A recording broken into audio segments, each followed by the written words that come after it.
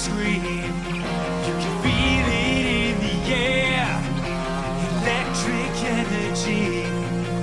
We're revving up our engines, and the dam's about to burst. I've just got a couple of emails that I need to knock out fast. We're all backstage, about to start the show. Just gotta do a few things, then we're ready to go. So get ready to be ready, to get ready, 'cause we're almost about to rock.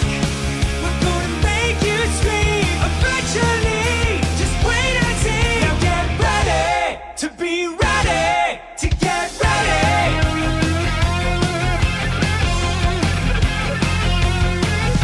We'll be on stage in a second. Just a few things we gotta do. Gotta make the set list, wash the guitars, bathe the entire crew.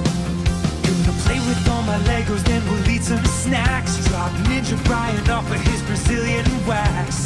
Drink some gas so we can play real fast. And then you better hold on to all of your ass. We're gonna crush this show, just a few more steps.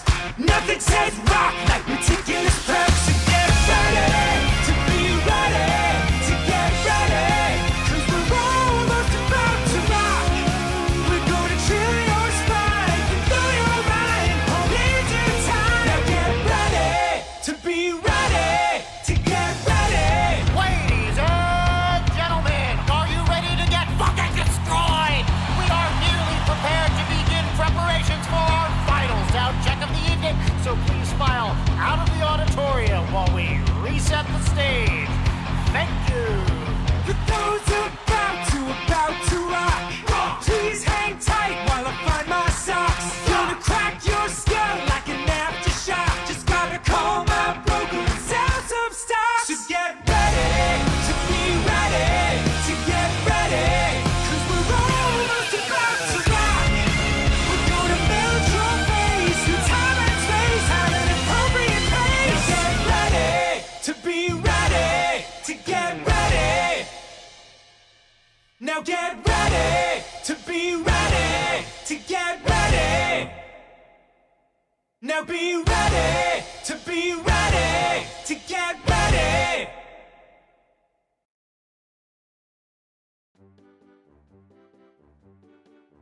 Why, hello, chat! How are we doing today? How's everybody doing? Are we doing well? I'm doing well. I'm a little sad. My apartment is so empty. My friend is no longer here. I have so much more room for activities, but it feels odd and unusual. I need you to know I'm afraid of what this is. Good, as you should be. As you should be. But yeah, how's everybody doing today? I hope we're all doing well. I am doing well. I got 4 hours of sleep last night because I was up editing that stupid intro for the video that went up on YouTube today. I was up till 2 a.m. editing that video, and then I had to get up at 6:30 this morning to go to work. So my priorities are totally fine and in the exact right place. But today we have something fun. We have something fun on the table that I've been preparing for a little bit, because I am a nerd. I was gonna say something, you know, more profound there, but like really the end-all be-all of it is I am a huge, gigantic nerd who was hyperfixating about 2 weeks ago. And actually more than 2 weeks. Has it been over a month? I got really busy, but like a month ago I hyperfixated really hard for a day. And two of my hyperfixations slammed into each other at breakneck speed, which is how you get a lot of my stream ideas. Is that two of my hyperfixations slammed into each other at breakneck speed, and now we're going to sit here and talk about it. So, I started school today. It's evil in August? Wow, that is one early fucking start. Good luck, friend. That is one early start. Hey, so why are TMA and Fable in the same sentence? Oh, what a wonderful question. What a wonderful question. Before we get to the answer to that question, just a couple of housekeeping things today. Our sub goal, if we hit 20 subs, I will be dropping the Twins Meet Beam origin fic, which I'm really excited for. So there's your incentive if you want to see some Beam. If you want to see some Beam meeting the twins shit, when we hit 20 subs, you'll get that. That's my gift to you. But yes, today I am hyperfixating at you at speeds that I think the Roadrunner would be jealous of. We're fabling all over these archives. Connor knows exactly what's about to happen, because Connor, I sent this to Connor for review about a month ago. So Connor knows exactly what's about to happen because we share the same hyperfixations.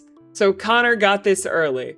But yes, today we are having fun because today I am doing a lovely Canva presentation for you guys. Which is, of course, Fable SMP as PMA, as the Magnus Archives. Now, for those of you who are uninitiated or unaware, the Magnus Archives is a podcast distributed by Rusty Quill and I don't remember. I don't remember the whole bit.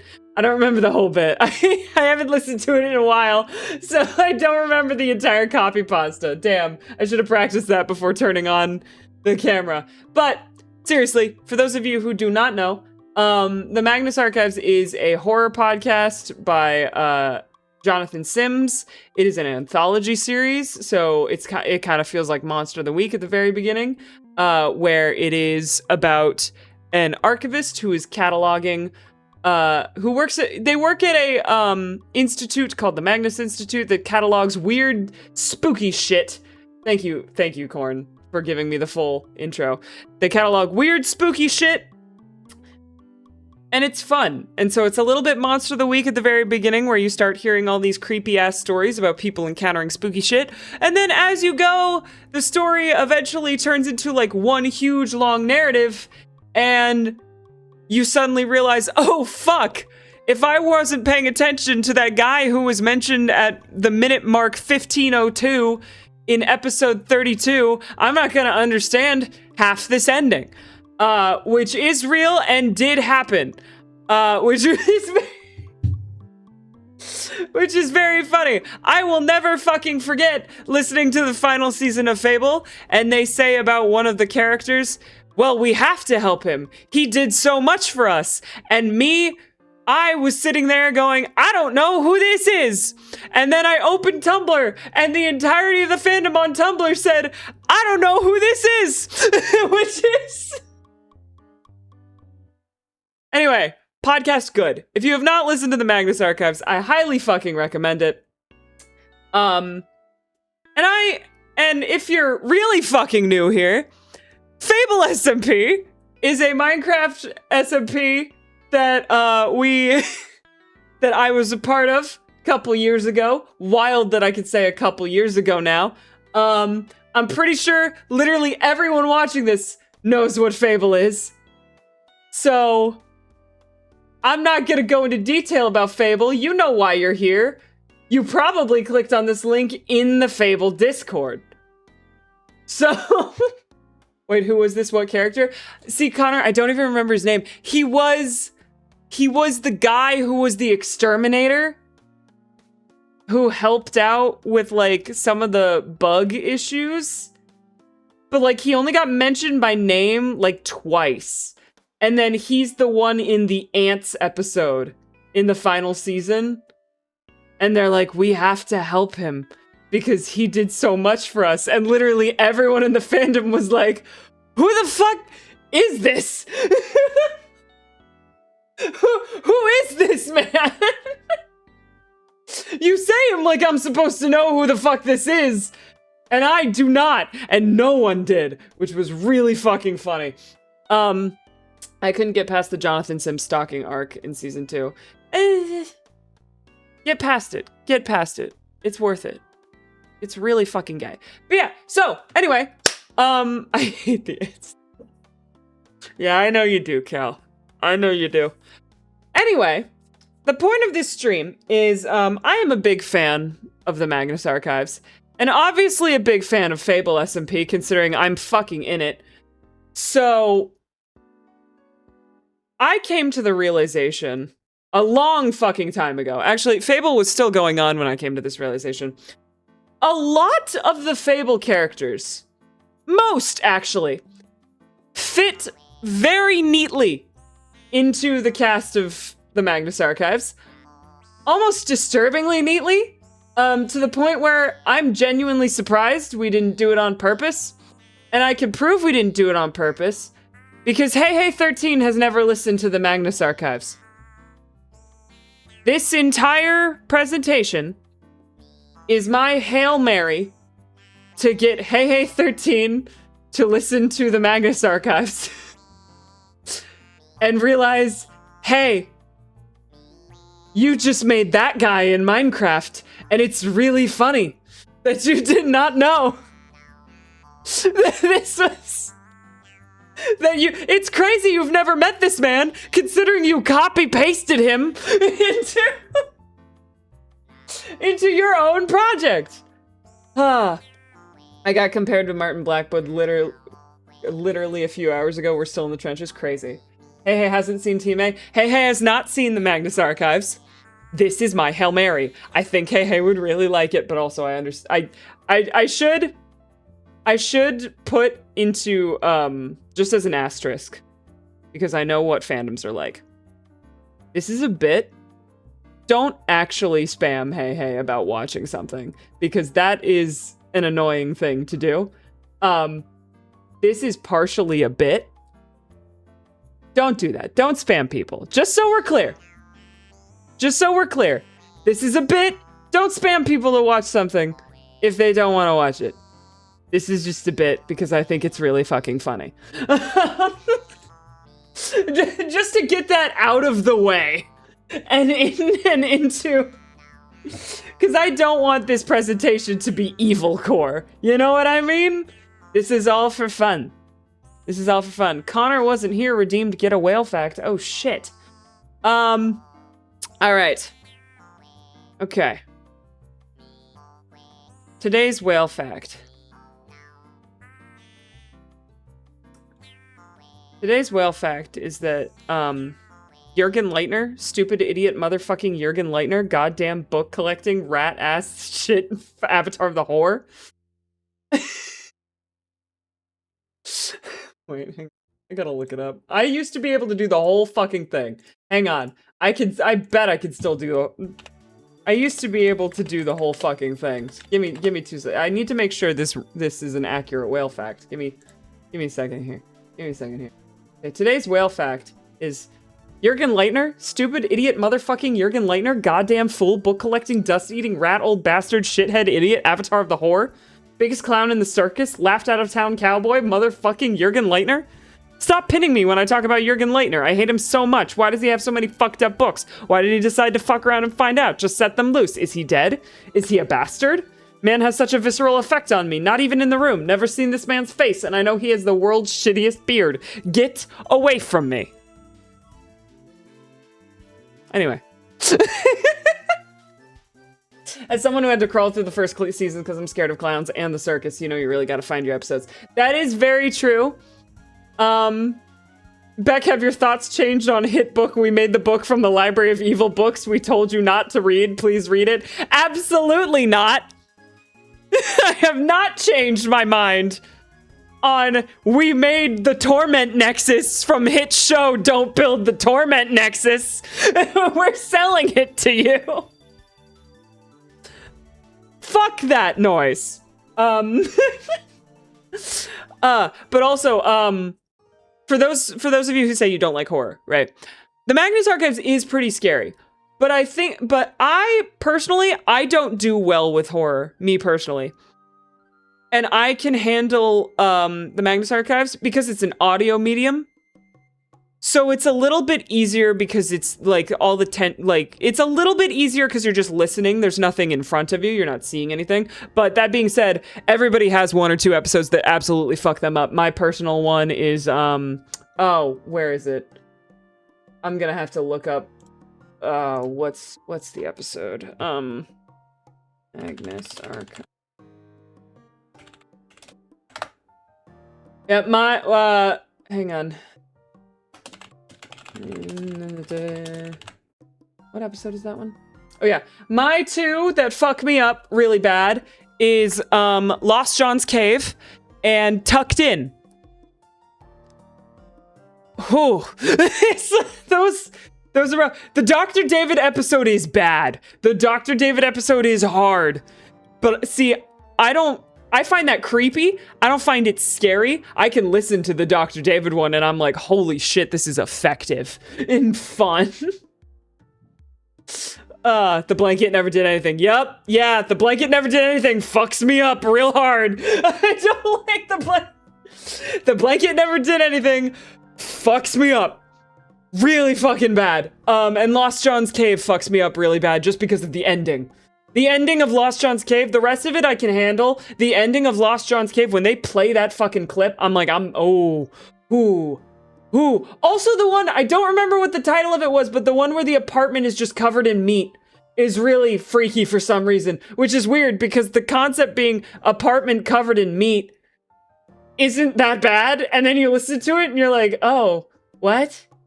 Huh? Ugh. It is the meat walls. The meat walls. Remember that one episode where a man fucks a beetle? No. Wait, what? I don't remember that one. What? There's so many. There's so many. Some have just flown out of my brain. That's... But, anyway. Teammate. Also, fun fact about me that I like bragging about because I think it's really cool. I'm friends with Alistair Stewart. That's my one big flex. That's my one big flex. I'm friends with Alistair Stewart. He is a very cool person. He comments on my TikToks all the time. The last time I did a the last time I did a Magnus Archives presentation, he actually joined in and did a little bit with me. It was very fun. Who? Alistair Stewart is the voice of Peter Lucas in the Magnus Archives. He is a very nice man. He started commenting on my joke TikToks when I was making joke TikToks about the Magnus Archives, and we are friends. He's very cool. Stole my joke for TikTok, and he like, hey! I did do that. Not entirely, I edited it. But anyway, that's my big Magnus Archives flex. That's my big Magnus Archives flex. Is that Alistair Stewart thinks I'm cool. And I think he's very cool. So, anyway, shall we get into the actual concept behind this stream? 18 minutes. Reminder that he found you because of you making out as John Sins. No! He found me because I was making divorce jokes, and then after he followed me, the first thing he saw was me making out with someone as Elias. Thank you. Get my history right. Don't slander me. That's my history. Lonely Eyes is the basis of my friendship with Alistair Stewart, as it should be.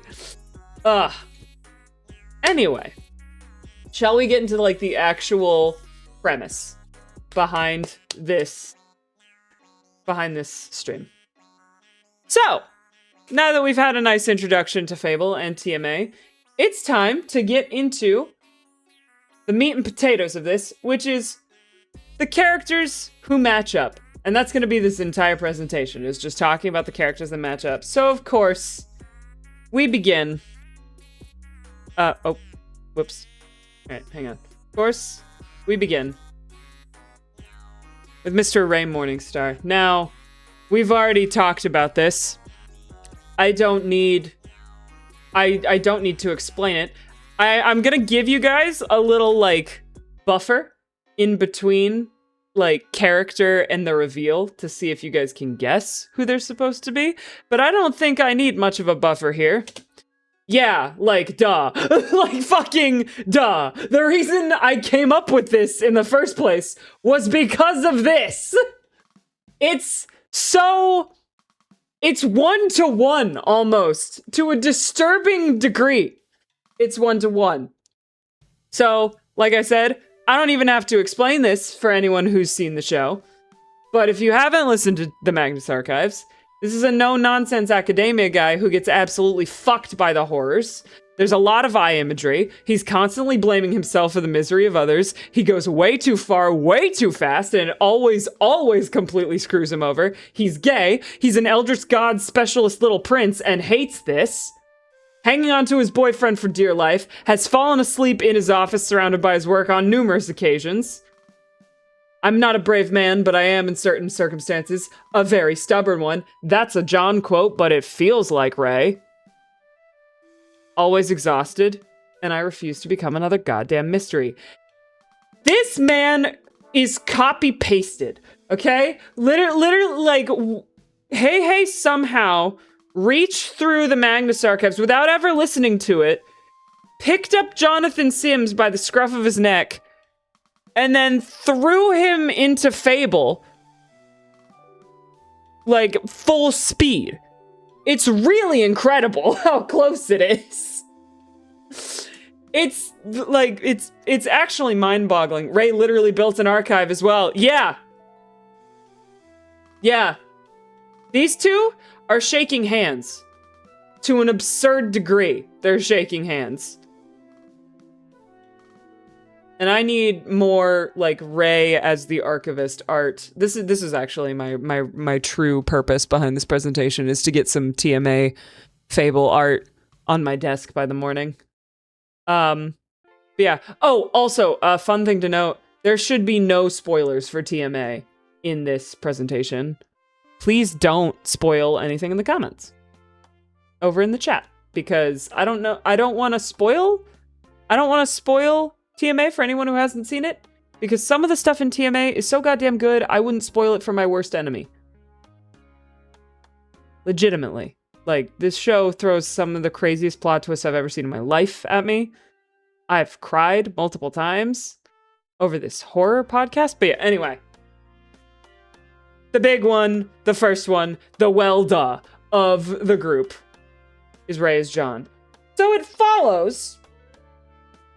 We head over to our next guy. We've got Caspian.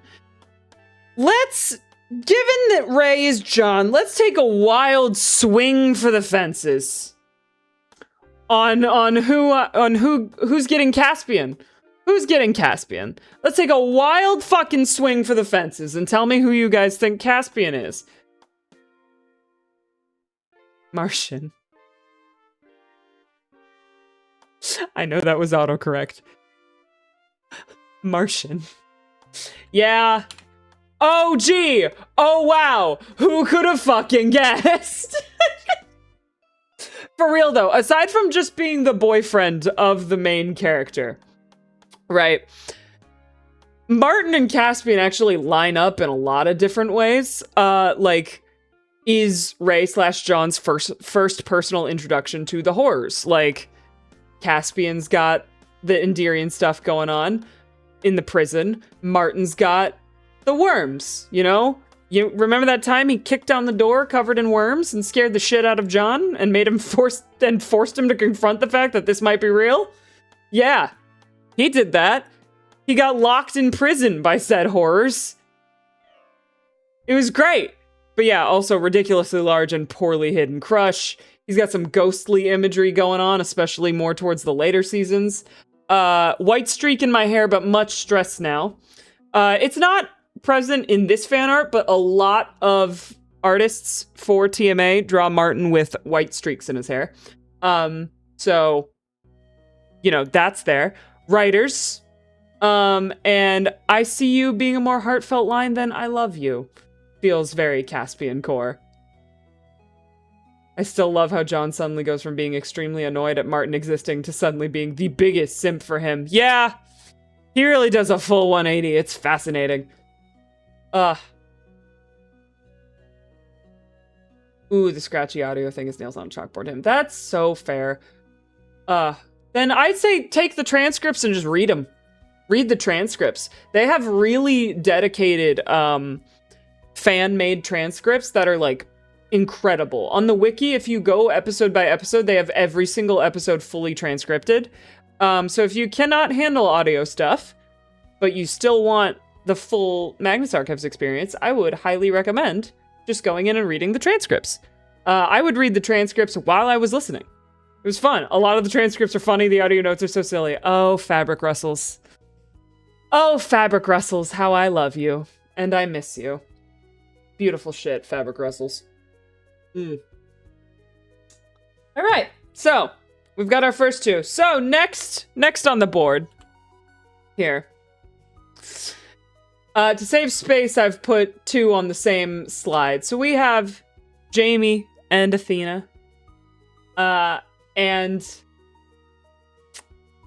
I feel like this one is less obvious, but I feel like some of you might be able to guess who these two are. Learned all my silly audio direction tricks from the TMA transcripts. That tracks. That tracks. Jamie and Athena, to me. Babies, are they our two doomed lesbiabs? Nope. This is our Tim and Sasha. Because they're the assistants. They're the assistants in the archive. And they definitely got something flirty going on here.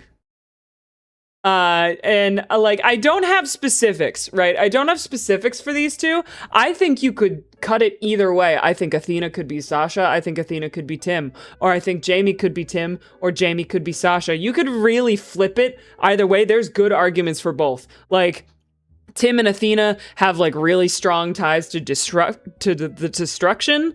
Wow, that sentence didn't come out of my mouth, right? Tim and Athena have some strong connections to the destruction, but then also Tim and Jamie have, like, sibling-related trauma. So, like, whichever way you flip it, you can have fun. Oh, my eyes are open!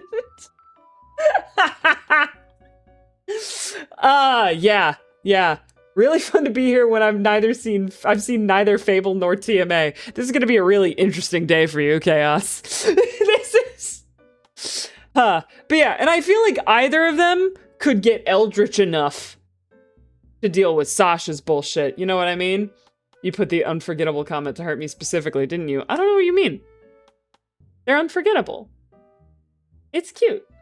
It's lovely. But yeah, I think they both would also criticize Ray for how he pronounces Calliope. I think it would be funny. And they would participate in the intervention. Heart emoji, friends. The real question is which one of them is going on the kayaking trip. And I am not going to explain that to people who haven't seen TMA. Calliope. That's how she pronounces it in the show. I thought it was pronounced Calliope. That's how she says it. I like it. I think it's the fun way to say it, even if it's wrong. How often do you say the word Calliope? Come on. You gotta have fun with it. But shall we continue? So Tim and Sasha, Jamie and Athena. Side note, I really fucking love this Tim and Sasha art. All the art creds are at the bottom corner. I found this one. I fucking love this. That's a really, really good Tim. And that's a really, really good Sasha. With how often they get drawn, I feel like they get drawn so generically that, like, they lose some of their sparkle. This is a really fucking good one. Shout out to Nuokis on Tumblr. That's a damn good Tim and Sasha. Jamie is kayaking for sure, thinking about that one episode where Jamie and Ulysses go fucking about in the river. Oh, boy. Tim with a beard, my beloved. Tim is canonically the hot one. You gotta get hot with Tim. If you're just making Tim generic man number 5, what are we doing? What are we doing, boys? Gotta make him sexy. He needs to be played by Markiplier. Anyway. Next up. Oh boy! Oh boy! Oh boy! Oh boy! What a shocker! What a surprise! Who's gonna be surprised about this? Who's gonna be surprised about this? Not anybody who's seen both shows, I'll tell you that much. Who can guess this one? Whoa! Wow! What a shocker! Wow, what a sizzler! Wow! Now, this is important to me. I can't say anything in depth about this without it becoming a massive fucking spoiler. This is the best spoiler in the entire fucking show to me, personally, so I'm not gonna ruin it. But for those of you who know, I'll say this. Icarus is Elias, Fable is Jonah, and that is the distinction. As somebody whose favorite character is Elias, and I mean Elias, that's an important distinction to me. I'm looking all of you who have watched the show dead in the eyes. My favorite character is Elias. The Elias. Oh, Elias Bouchard. Anyway, to go back through our list of reasons. So it is, for those of you who don't know, it is extremely fucking vital that they look near identical for both of these. It's Nepo baby to its highest fucking potential. I love the concept of Icarus just being at the wrongest possible place at the wrongest possible time. That feels very them core. This is another one of God's specialist princes, but this one is into it.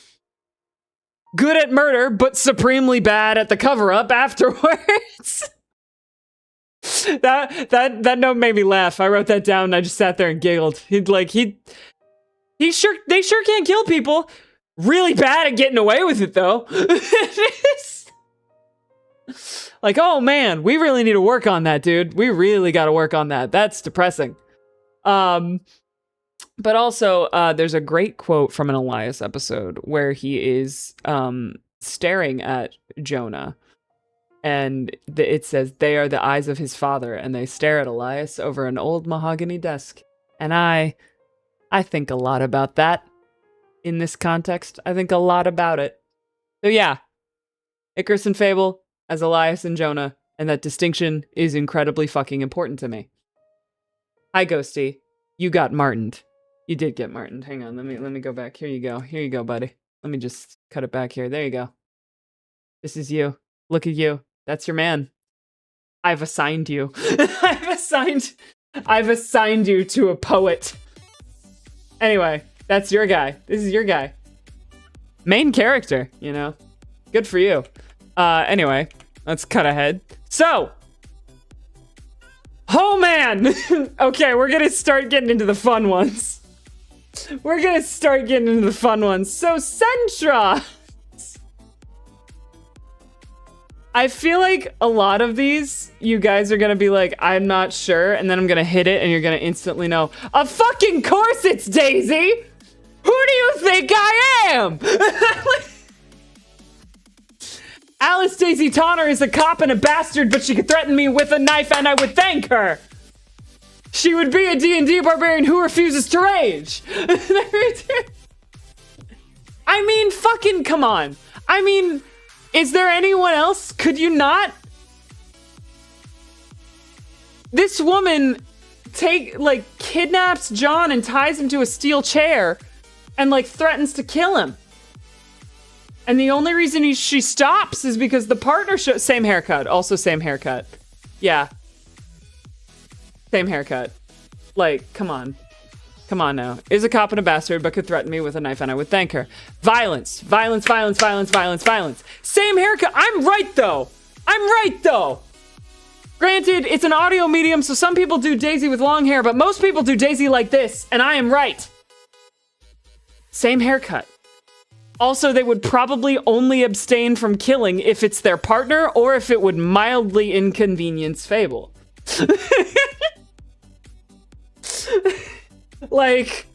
Come on. Daisy with long hair is simply incorrect. Admittedly, I've seen some good ones. I've seen some good long hair daisies.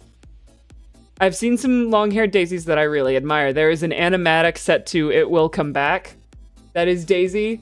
And it's a long-haired Daisy, and I fuck with it. It's good. But yeah, so kills a lot of people, but comes to regret it, tries to change for the better. Daisy is very Centros core. This is another one where we just reached through TMA, grabbed Daisy Tonner, and transed her gender and threw her into Fable, and that's how Centros happened. It's really what it feels like. Now that we have Daisy, I mean, now that we have Daisy and Centros, I mean, like, where do you go next? I'm not even gonna give you guys a second. Fucking, yeah, obviously. It matches. Now, maybe Fenris should get to be Daisy, because Daisy literally becomes a wolf. But Fenris matches Basira's vibe better. Like, the personality is there for Basira when it comes to Fenris. And also, I think it's really funny to have Fenris watch their partner turn into a dog. I just think that's funny. It's amusing to me. But yeah, in terms of connections here, partner to Centros, the impulse control. They are the impulse control. They nearly lose themselves to the hunt in an attempt to save their loved one, which is very, yeah, that works. My favorite bit that everyone forgets is that there is a part at the very beginning of Basira's season where everyone thinks she and John are sleeping together. And that's really funny in the context of Fenris and Ray. It's like a 2-episode thing, but it always makes me laugh that, like, they think they're sleeping together for like 2 minutes and they're not. And it's so funny. I love being AMAB. Assigned Martin according to Beck. You're welcome. The people thinking about John and Basira, it is so silly. Yeah, no, for real. It's so funny. But yeah, helps out with investigating the horrors and also saves John from getting his head kicked in multiple times. She's honestly the women of TMA. Nobody's doing it like them. Nobody's doing it like them. Every woman on TMA is an unironic girl boss, but like done correctly. Like every single one is good. Tim didn't even question it. Tim spends 90% of his time fucking cops. Of course he didn't question it. He's like, hell yeah, man, my methods. Give me some credit. I want royalties on this. Yeah, TMA women. If you've got no other reason to listen to TMA, listen to it for the women. There's such well-written women in TMA, which is so fucking rare. Oh my god. It's so well written. But yeah, anyway. Basira and Fenris. Trying to think of a single bad TMA woman and just can't. Exactly. Anyway, moving on. Okay, so. We got Kai. I want people to guess Kai. Because I've already seen a couple people in chat saying I thought Kai would be Basira. Which, interesting take. But I have a better one for you. I've got a better one, okay? Now, hear me out. But I think I'm absolutely correct. Look me in the eyes and tell me I am wrong. You can't. You cannot. Blue-coated violent queens. This is objectively right. And I won't stand for anything else. She's gotta be Melanie. She's gotta be Melanie. They fit perfectly. It's so wonderful. Kai would absolutely try to poison Fable if given the chance. Come on now. She would have absolutely poisoned Fable if she knew all the shit that he got down to. Everybody knows this.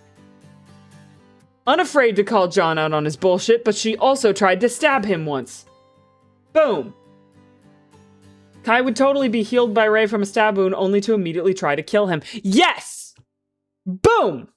It fit, like, so many of these guys are literally just like, I put the pictures in front of you and I'm like, I just present it and I'm like, obviously, right? Obviously. We don't need to do any further research into this. This is what I mean when I say, like, the entirety of the Fable cast fits so neatly into TMA, it's almost concerning. Like, we should have gotten a copyright strike from the Rusty Quill. But yeah, I also like, hunts down the horrors and then proceeds to be surprised that she's going through the horrors. That's very Kai. The only thing Melanie did wrong was hold back. The only thing Kai did wrong was hold back. She should have gotten to be more violent. Huh. But yeah, so following Kai. I love this art, by the way. This is my favorite image of Jerry. So I used it because it's my favorite one. This one's a little weaker, admittedly. This is mostly based on vibes and positioning. But I think it works. I think it's fun. I think it's silly. I think Jerry could get his fear eaten. I mean, they're monster adjacent, right? Monster adjacent? Also, I fully believe in the comedy routine that is Jerry and Ray being college roommates. That would be fantastic. Also, Jerry and Kai would absolutely accidentally start a cult. I'm pretty sure they've done that. I'm late. Did you do Fenris? Yes, I did do Fenris. Hang on. I'll go back for you, Art, in like 2 seconds. Also, yes, Oscar should be the Admiral. It's not as obvious in this picture. The Admiral is Georgie's cat. And I think Oscar should be the Admiral. I think Oscar should just be chilling as a cat. Who never dies. People loved the cat so much that, like, they made Jonathan Sims promise that the cat wasn't going to die. So the cat lives through the entirety of the horror podcast and nothing bad ever happens to the cat. And it's perfect. The Admiral is the best character in TMA. And I love it. Jerry absolutely would just survive the horrors just by being. It doesn't count as spoil. Okay, I don't count does the cat die? No, as spoilers. If I go in and I'm like, there's a cat here, does it die? No, that's not necessary. Maybe it's a spoiler, but I count it as trigger warning. Check. The Admiral is the best. But yeah, Art, here we go. There you go. Fenris got Basira. Fenris got Basira for a multitude of reasons, but also because of this. Fenris got Basira, and I think it fits really well. Okay. Okay, so. Next. Does the side character who appears 3 seasons in pet die is not a spoiler. Agreed. Yeah, Art, I did put a note where I was like, maybe Fenris should be Daisy, considering Daisy literally turns into a wolf, but I think Fenris fits Basira's personality better, and also I think it's really funny if Fenris has to watch their partner turn into a dog.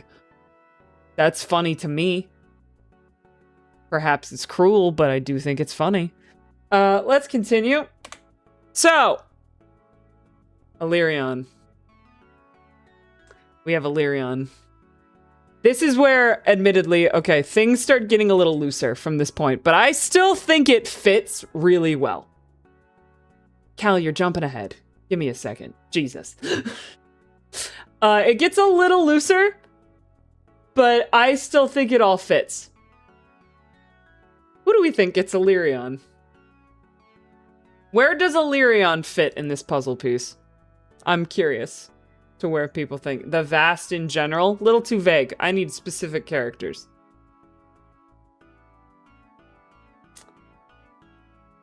Gotta be my boy Simon. Oliver Banks? I actually, you know what? Knight? It's not Oliver Banks. He's Gertrude, but in a first draft of this, I did put him as Oliver Banks. I have multiple drafts of this. He was initially Oliver Banks, but then I switched it around. So Gertrude, right? Their death sets the whole thing in motion. haunts the narrative, right? Illyrion's literally dead the entirety of Fable, right? If they hadn't recorded their knowledge, John/Ray would have been completely fucking boned and has their final stand against Fable/Jonah, and it's sad as hell. The OG Archivist. The OG Archivist. I think Illyrion could really kick ass as Gertrude.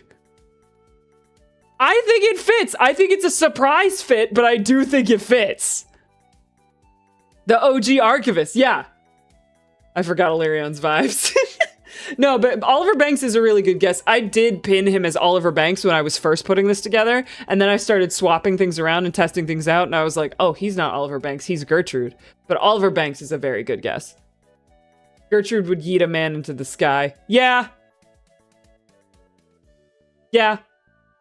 I think Illyrion would throw someone to the distortion if he felt it was necessary. That feels like his energy, you know what I mean? Slightly sadistic, but in a way that gets shit done. I wouldn't call Illyrion sadistic per se, but I do agree with the get shit done moment.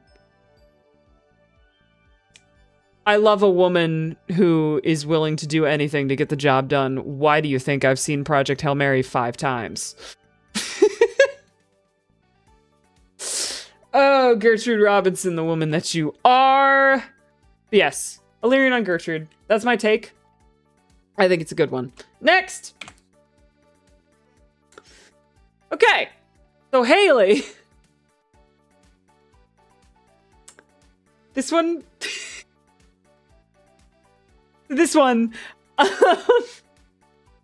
I still think I'm right on this one. But it's a little funny. So I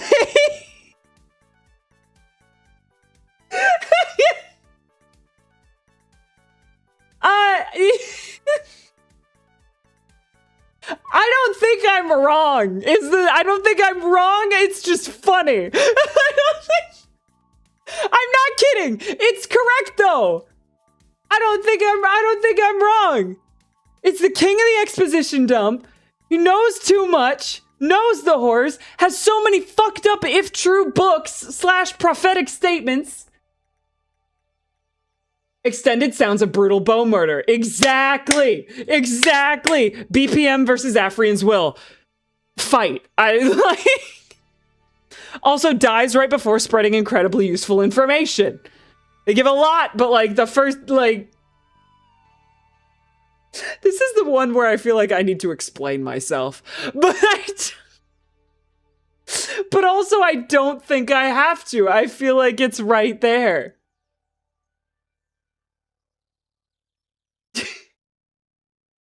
Jürgen Leitner? Stupid idiot motherfucking Jürgen Leitner? Listen, every time I bring up Jürgen Leitner, I start laughing. Because, like, if I got into heaven and God said Jürgen Leitner's waiting inside, I would piss on God's feet just to be sent back down. You know? That's where we're at with Jürgen Leitner. He's just such a meme that it's funny, no matter what you do with him. But yeah, Haley is Jürgen. I'm right. I know that I'm right in my heart and my soul, and the rest of you are gonna have to deal with that. Anyway, next. I believe, yeah, alright, so, my turn. As someone who loves collecting weird old books, I feel a spiritual kinship with the bastard. That's fair. Just don't start collecting the fucked up if true ones. So, my girl. Now, I did my best to be unbiased, right? I did my best to be unbiased. And people are going to think this is biased. But here's the thing. I don't like him. I'm one of the few people in the I don't like Jared. I don't know what it is about him. He just doesn't click for me. Feel free to stone me for that later. It's not self-indulgence if I don't like him. Personally. I don't hate him. I just think he's way overhyped in the fandom. I don't think he's... People really fucking love Jerry, and I just don't get it. He's fine. I don't hate him, but he's not my boy. He's not my son. He's not my little Blorbo. He's just kind of there in the corner. People really fucking latch onto him, and I don't get why. But anyway, I think Ari fits very neatly into the Jared section. It's not nepotism if my father doesn't love me, precisely. So like inextricably linked to books and death. This is the book guy and this is the book girl. They kind of have to go together. I also like the idea, well, this is a bit of a spoiler for later, but I like the idea of coworker squad because we're gonna get into this later. Icarus and Elias, Fable and Jonah, and Ven and Michael. Coworker squad going on over here. Exists within the afterlife. These people have one parent who is like absolutely insane and controlling in an evil format. For Jerry, that's Mary. For Ari, that's Namir. Oh my god, I forgot his name for a second. That's embarrassing. That's embarrassing. Grew up in a library, and they spent a lot of time insulting John/Ray. And it's very fitting. My girl can be dead. That's fine. That's how you know I'm not biased. Because I put my own character as a dead person. That's how you know. I took as much bias out of this as I possibly could. My character is a dead person who I don't like. So,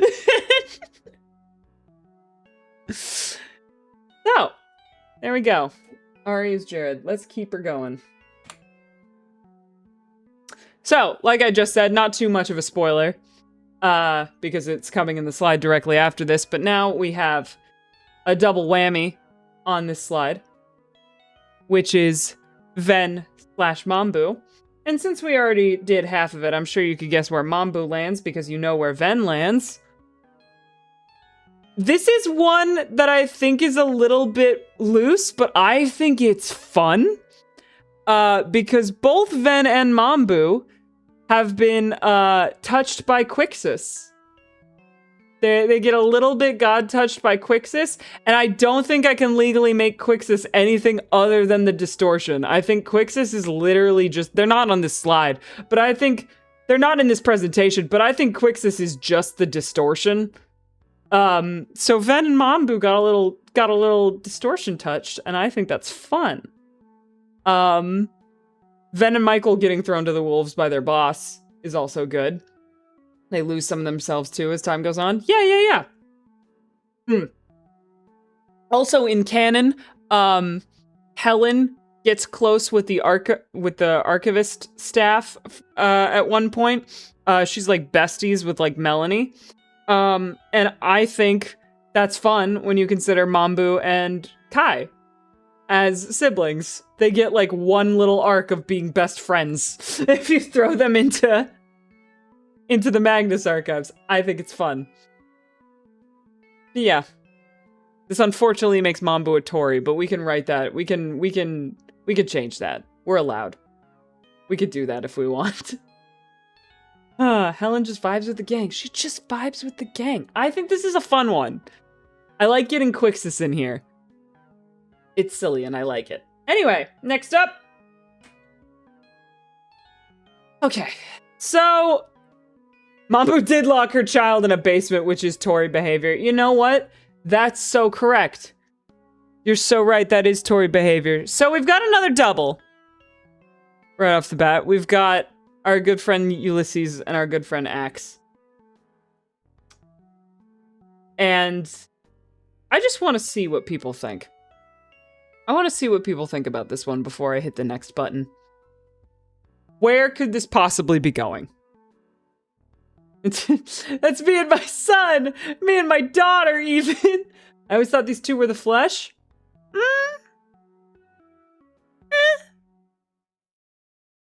In terms of... I do agree that they're very flesh-coded. In terms of taking them and dropping them directly into the TMA story, This one's probably one of the loosest ones out of all of them, but I think it's funky. Nicola and Greg. Hey, Raiders!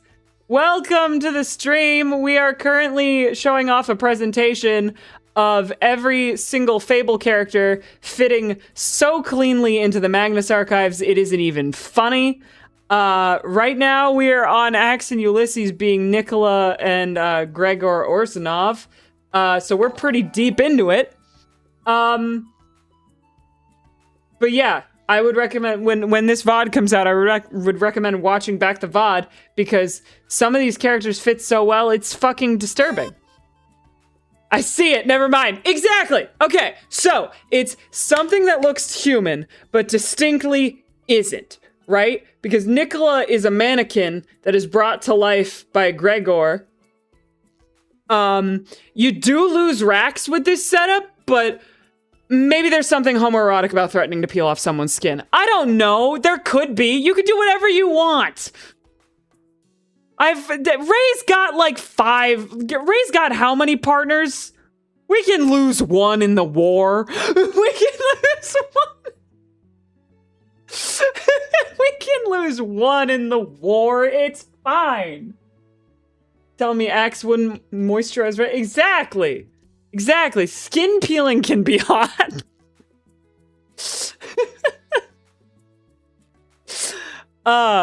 Yeah, I would scream if I came across Axe and or Nicola unprompted in a dark room. But yeah, also there's like no art for Gregor. I really tried to find a fan art for Gregor. I'm convinced that such a thing doesn't exist. Trust me when I say this mannequin has a dad, and it's Ulysses.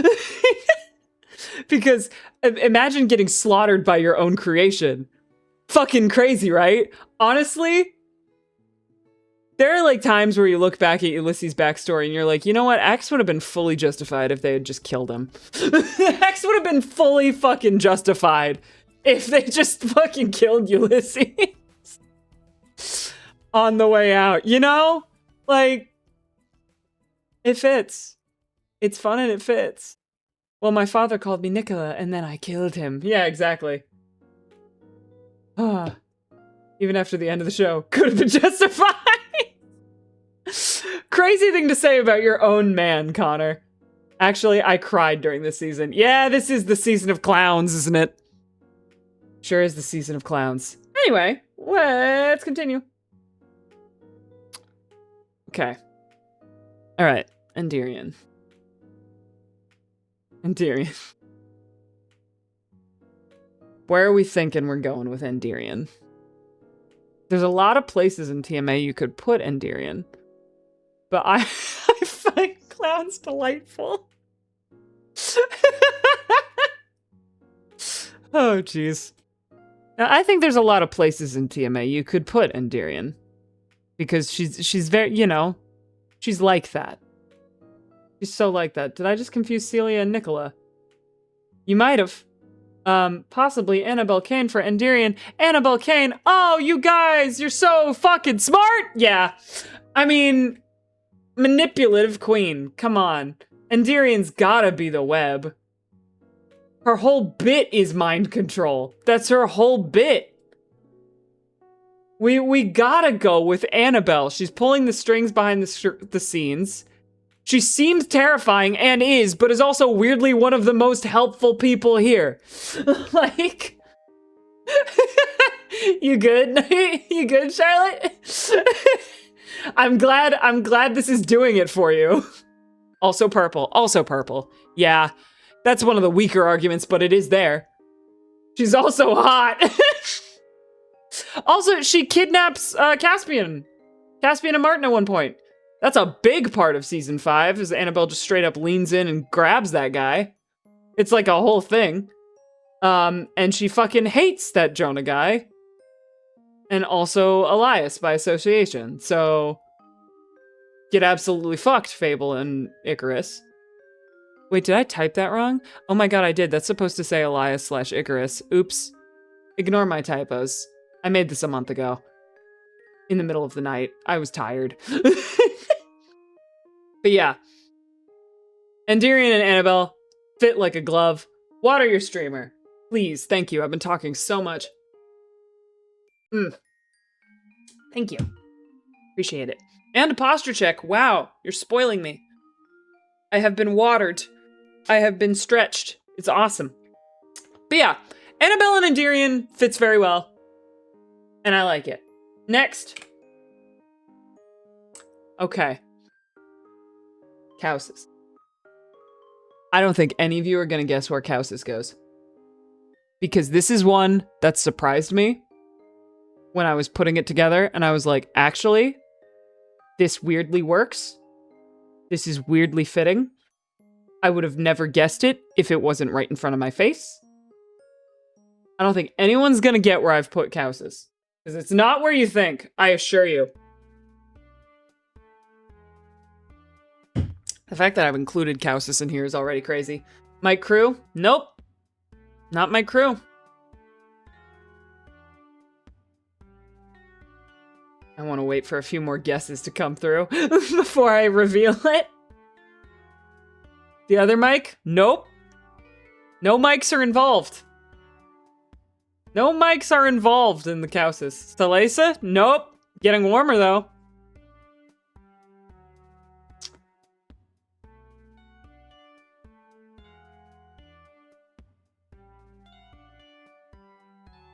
Ship captains on the ocean who have gambling weaknesses. Shit. Literally has a notable weakness for gambling and spends most of his time out on a boat throwing people into the ocean. You'd never think of it, but it's not something that clicks in your brain until someone like explains it and you're like, oh, shit, you're right. Also has a direct hand in the end of the world by handing over stuff to Jonah. Whoops. Whoopsie daisy. Whoopsie daisy. They also hate Fable, but that's like sort of their boss.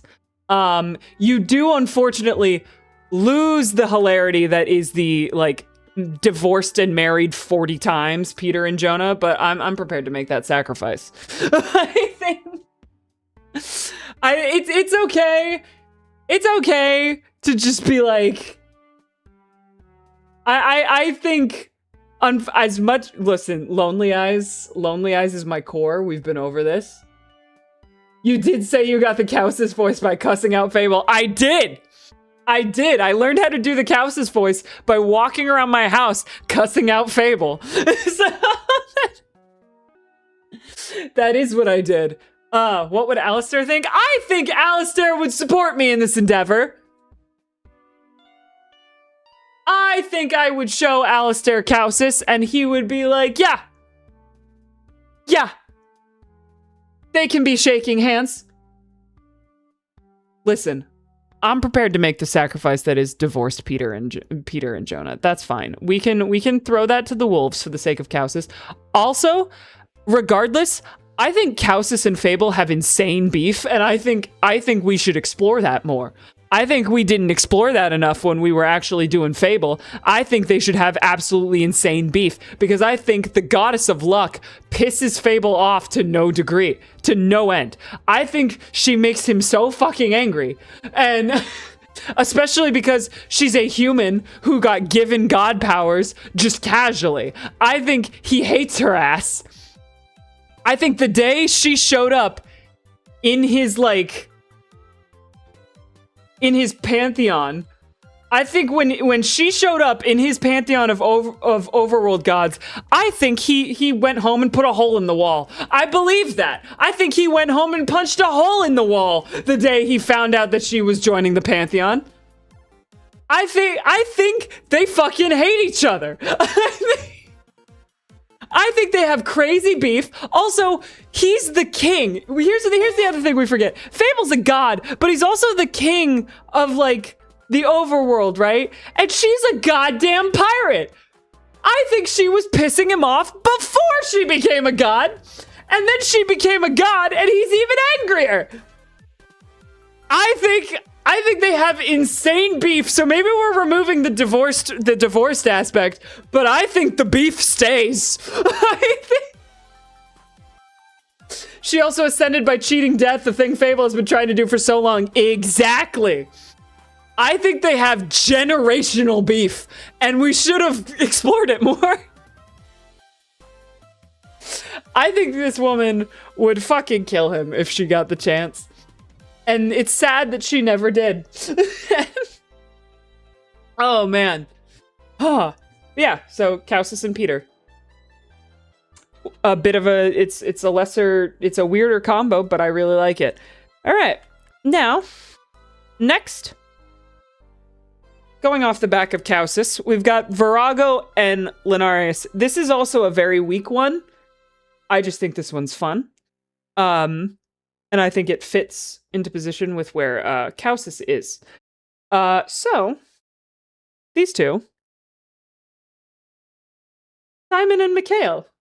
Simon and Mikhail Salesa.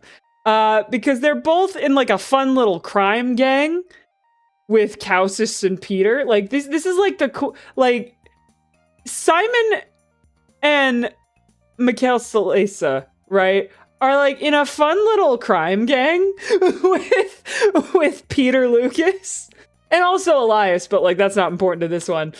They're just like, they're sort of allies with Team Archivist / Lodestar. Like they're not friends, but they help out from time to time, and they have the potential to be just as dangerous to like the heroes of the story, if not more so than the actual villains. And I think that's very Virago and Lencore.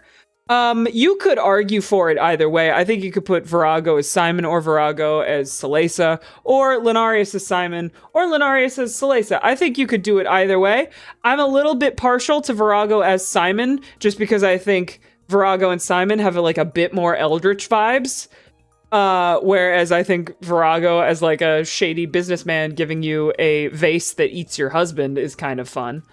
But also I think Len could very much be fucking around as Simon for fun. I think it could be funny. Anyways, enjoy Sky Blue. It's a weaker one, but I think it's fun. This is one where I'm just having fun at this point. Simon would go up to Peter and be like, what if we put a man in space again? Yup. He so would. But yes.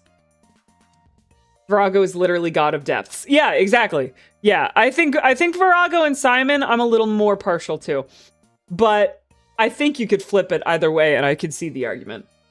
Oh. Yeah, this one's fun. I like it. Alrighty. Oh, Perix. Oh, Perix. What do we do with you? What do we do with you, Perix? You're definitely not a goddamn mom. I'm never gonna let you guys live that down. I'm never gonna let this fandom live that fucking down, that you looked at this woman and said she should be a mother. You were dead ass wrong. You were dead. You should not put a baby within 500 miles of this woman. Which, the same deal for, the character I've placed her with. Connor, I'm taking a page from Brink, if that's okay with you. I'm gonna take a page from Brink, if that's alright. Because in Brink, where you did Perix is literally just like mold. And I'm going like, yeah, that tracks, and I'm stealing that and throwing it into TMA, if that's cool with you. But yeah, I think she's Jane Prentice. She keeps Caspian / Martin prisoner for a while. She's one of the first horrors that's encountered. She's a literal infection. And I think I like it. This is one where this just clicks right in my brain. Who gave Perix a baby? You people gave Perix a baby. You guys kept trying to pawn baby Icarus off on Perix, which is a horrible idea.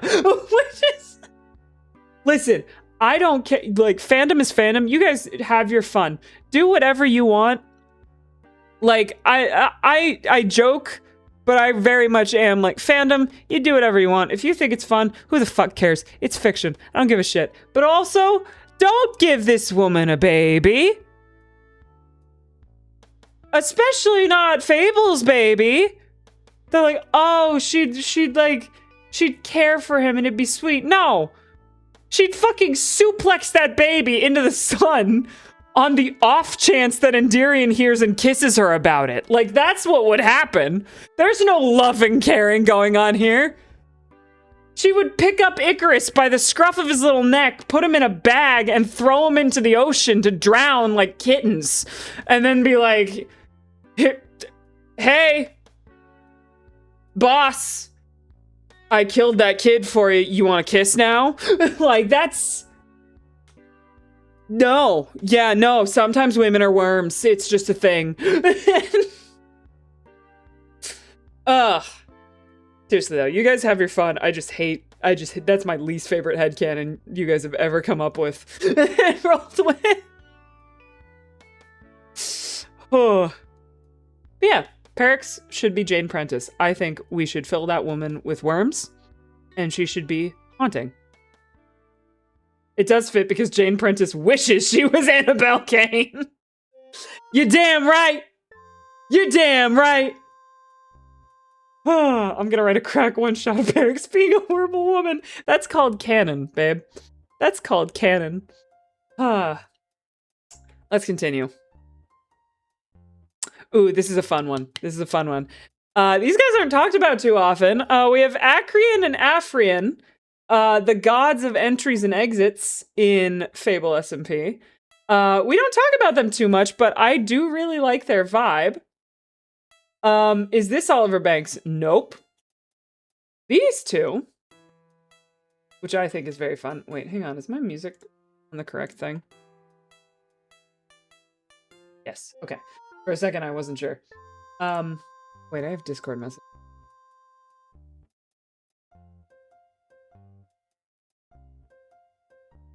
Okay. Okay. Sorry. I just... Whenever I see the notification pop up, I get scared that I'm forgetting something. These guys are not Oliver Banks. Regan and Hope. Are they brothers? Are they friends? Are they soulmates? Is this the same entity entirely? I have no fucking idea. No one's really all that sure. But one thing's for sure, you don't see one without the other, and if you do, something is deeply wrong. But yeah, Guardians of the Entrance / Exit of the Buried, to me that's entry and exit, you know? I think it works. I saw Breakin' and Hope cosplay the other day with a big coffin, they were just looking around. That's insane, I love that dedication. That's awesome. But yeah, Acrian and Afrian, Breakin' and Hope. Regan and Hope don't get enough love in TMA. They are so fucking weird. I love them as an entity. They are so fucking weird. I think they're so cool. They're so mysterious, and I think that's what I like about them. I kind of like that we don't have that much on them, because it makes them weird. They're so cool. The coffin is basically the fallen aether. Sure, why not? Frequently brought together, do not separate! Exactly! Yeah, we definitely never separated them. It's fine. It's fine.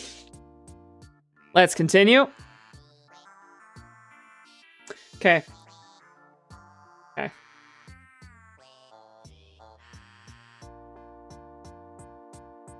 So, my reasoning for this one is simple. And that's all there is to it, folks. That's all there is to it.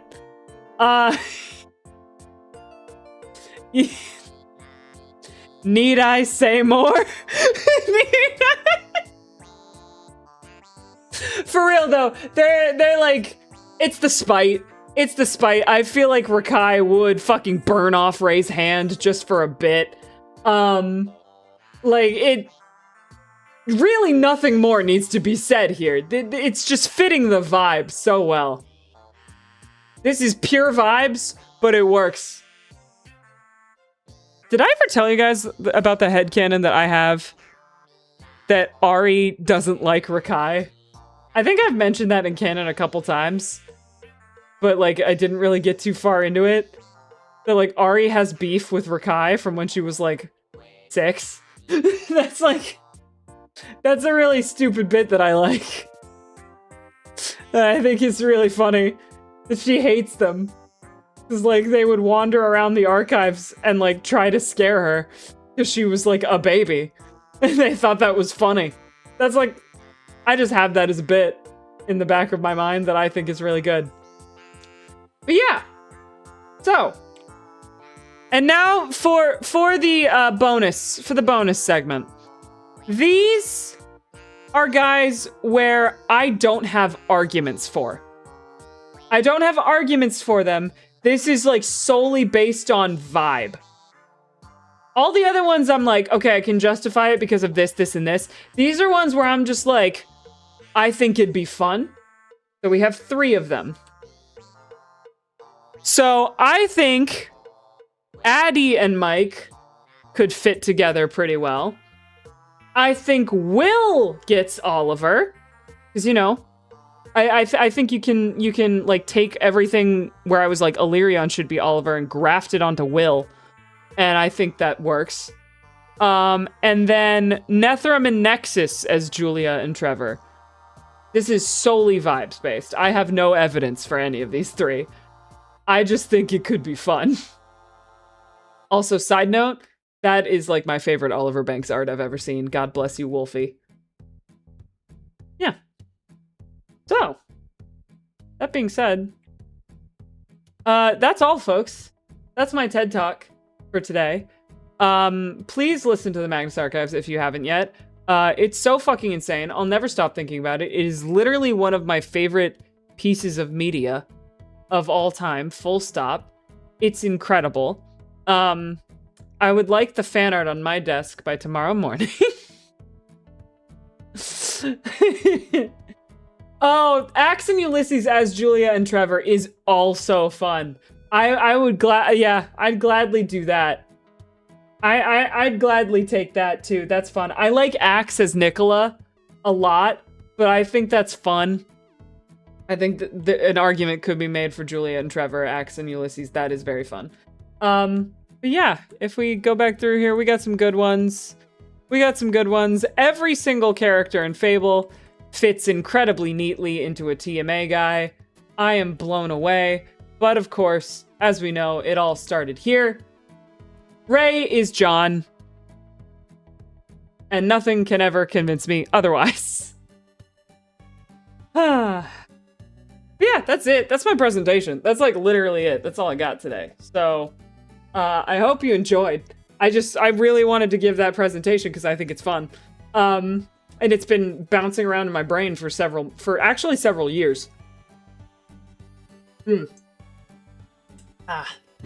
We can always blame Ray. But yeah, so Fable TMA, get into it.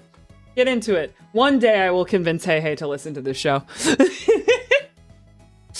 I desperately need Hey Hey 13 to meet Jonathan Sims. I need that to be a thing. I need them to know how crazy it is. But yeah. Cool. We can always blame Ray. Fable, probably. Wow, you just boiled Fable SMP down to its bare essentials, Connor. That's great. I'm gonna go listen to TMA later. Oh, please enjoy! I hope you enjoy. Genuinely, I fully understand if TMA is too much for some people. I would recommend reading the transcripts. If the show is too much for you to listen to, totally understandable. I think it's better to listen to it because a lot of the sound and audio decisions in that show are crazy good. They really work with being an audio medium very, very well. However, I can also understand not being able to listen to it because it's so good. So I would recommend the transcripts. The transcripts are very fun to read. They're very good. I do still need to catch up with the Magnus Protocol. I haven't listened to that in a while. I am not caught up with the Magnus Protocol whatsoever, and I really need to get back into that. Mr. Bonzo kind of scarred me for life. But anyways, guys, that's my presentation for today. I hope you enjoyed. I finished season 1. Does that count for anything? Sure it does. Why not? Why wouldn't it, Connor? I love that everyone has a favorite fear. I could personally give a PowerPoint on why the web is... Actually, before I end, would you guys like to see another PowerPoint I made way back in like 2021? Hang on, let me see if I can find it. Let me see if I can... I have several Magnus Archives presentations. There's the one I made where I literally just... there is, in fact, if you've never seen it, there is a video up on YouTube that I made with some friends in college on Shaka University, the channel called Shaka University, where they just do presentations on like anything they're hyperfixated on. I talked for 3 hours explaining the entirety of the Magnus Archives. Very fun. So I have that spreadsheet, but I also have another PowerPoint presentation that I feel like I can show you guys. Hang on. Let's see here. Let's see here. Here we go. This is old, so it might not be very funny. Oh wait, hang on. Let me back up. Hang on.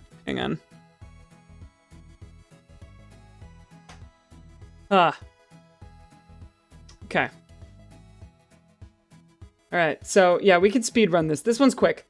This one's very quick. So this is rating the entities based on whether or not I could kick their ass. This is old, so some of the jokes might not hit anymore. But yeah, let's go. Why not? Let's have fun. Rating the entities based on whether or not I could kick their ass. Ratings are on a scale of 1 to 10, with 1 to 10 being 1 out of 10 being they would kick my ass, and 10 out of 10 being I would kick their ass.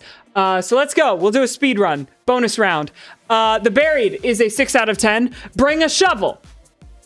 What's it gonna do about a shovel? I'm not that scared of enclosed spaces. You just bring a shovel and you're good.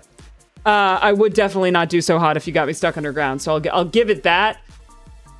It is scary, but like I said, bring a shovel, 6 out of 10. Desolation, 3 out of 10. Unfortunately, I am not a masochist. I would say I would just romance the hell out of Agnes, but we all know where that gets you. And if Jude Perry can burn the Archivist, she could probably fuck me up pretty good. You just said the cave episode terrified you. It did, but that doesn't mean I can't kick the buried's ass. If I tried. Desolation, 3 out of 10. They would do a good job of kicking my ass. The Eye is a 9 out of 10. Oh, you make me see and think about my worst fears and what I hate about myself? Joke's on you, bitch. My anxiety does that anyway. I have practice. It's an eye. You could just poke it and it'll be useless. I like to think I could take a pipeless Elias. I think if that man doesn't have a pipe, I think I could sucker punch him and knock him down in like 2 minutes flat, maybe. Maybe less. Probably 10 seconds. I have anxiety anyway, motherfucker. I've been training against you. 9 out of 10. The end is a 1 out of 10. You can tell how old this is because there's an Unis Honest reference in there. I'm not fool enough to believe I can fight death itself, and I'm not even that good at cards. So, yeah, it's the end. It's death. I would lose. I'm not a fucking idiot. The end is a 1 out of 10. I would fucking die. I cannot kick the end's ass. The dark is 3 out of 10. Afraid of the dark? Punch it. I don't know. You really can't do much against the darkness unless you have like a flashlight. Darkness would fuck me up pretty good. Like there's not much to be done there. Yeah. So dark would fuck me up pretty bad. 3 out of 10. The flesh is a 7 out of 10. I hate it. And I hate everything it stands for, but at the end of the day, it's just meat. Scary meat. And I am a carnivore at heart. I am a carnivore at heart, by the way. I don't know if I've ever talked about that on stream. I really like meat. I really like steak and chicken, and I could never be a vegetarian is what I'm saying. Also, Jared Hopworth seems pretty chill, actually. As long as you just leave him to his bone garden, he really doesn't seem to care what you do. So 7 out of 10? I don't think I could, like, kick its ass, but I think I stand a chance. I don't think I'd do too bad. The corruption, 4 out of 10. The only reason this rating isn't lower is because you can't kick my ass if you can't catch me. And I am staying 5,000 miles away from Jane Prentice if I have any say in the matter. Yeah, this one can't kick my ass just because I won't get near it. No, I don't fuck with the corruption. No, I don't do the corruption. 4 out of 10 because I'm out of there. I'm gone. See you later. Bye. 4 out of 10. The hunt is a 1 out of 10. Look me right in the eyes and tell me you could kick Daisy Tonner's ass. And if you said, yes, you're lying to yourself. The whole point of the hunt is to kick your ass. So I cannot kick the hunt's ass. I can't do that. I wouldn't, no. Can't do that. 1 out of 10. I would lose. I would lose hard. 1 out of 10 because I would let her kick my ass. Good for you, Connor. I'm glad you're having fun today. The Lonely is a goddamn 10 out of 10, okay? The entirety of quarantine, you'd see this, there's another timestamp. Basically, 2020 was a test against The Lonely, and I already spend about 99% of my time locked in my room alone. The Lonely has nothing on me. Peter Lucas is a punk bitch. and you know what? I think if given the chance, I could be a lonely avatar. I think I could do that. That's a full-on 10 out of 10. I think I could be a lonely avatar. You know how many times I'm walking down the street, right? And I have the thought in the back of my brain where I'm like, remember that time Peter Lucas made a man disappear just because he didn't want to be perceived? I wish I could do that. I think I could kick ass as a lonely avatar. I think that's why me and Alistair Stewart get along so well.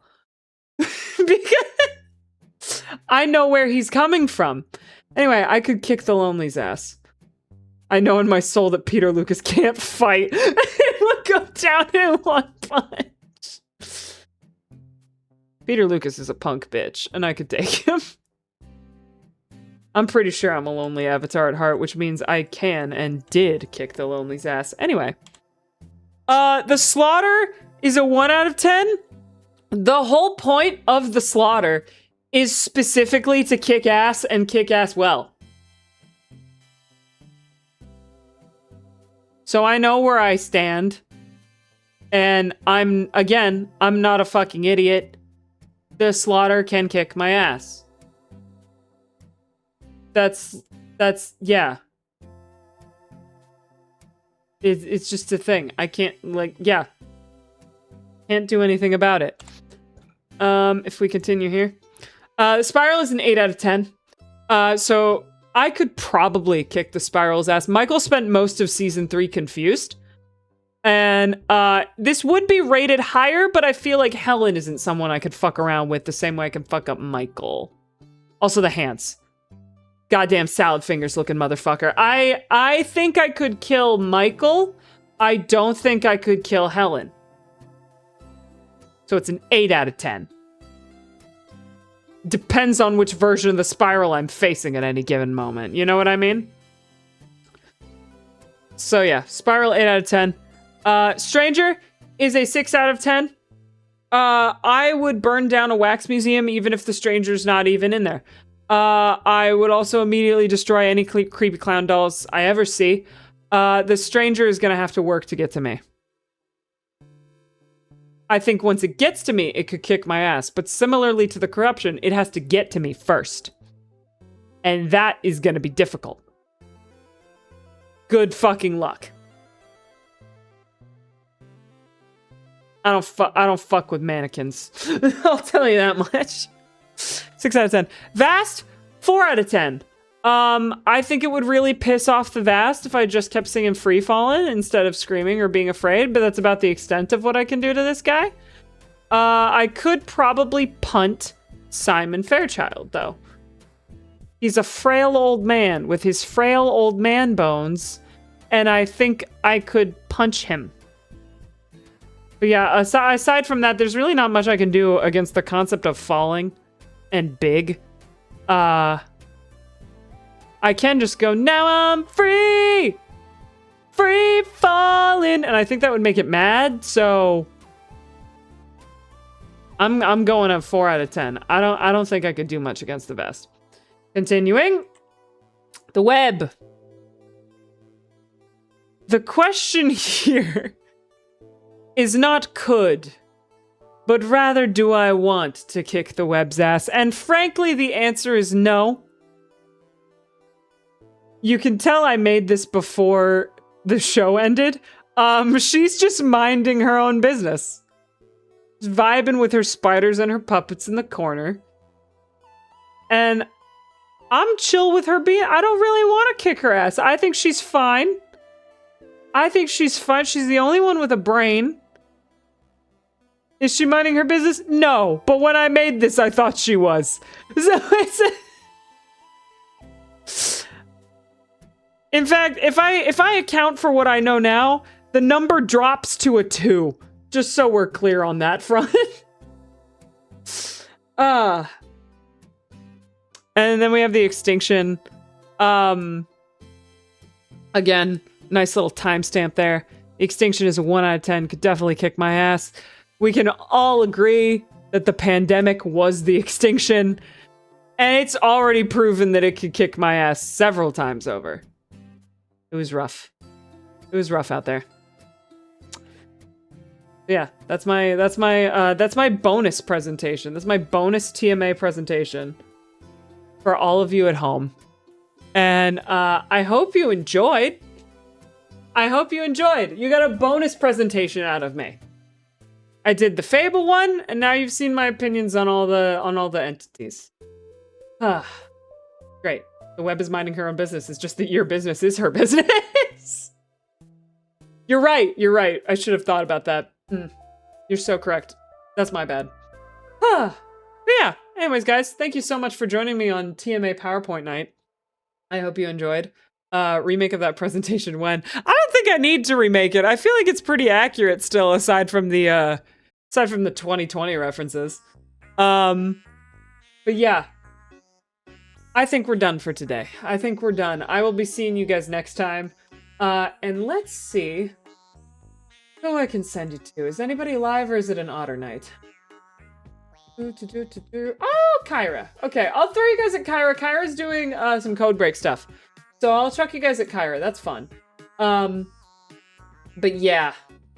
That's my TMA thoughts. Again, I want fan art on my desk by tomorrow morning. Thank you, please and thank you. That's a joke. Don't worry about it. But yeah, thanks for joining me tonight, guys. I hope you enjoyed. This was kind of like just a silly little talking stream. I like doing those every once in a while, just to yap about silly fandom stuff that's in my brain. But yeah, I will see you guys next time. Make sure to tell Kyra how cool they are, and I will see you later. Bye, y'all.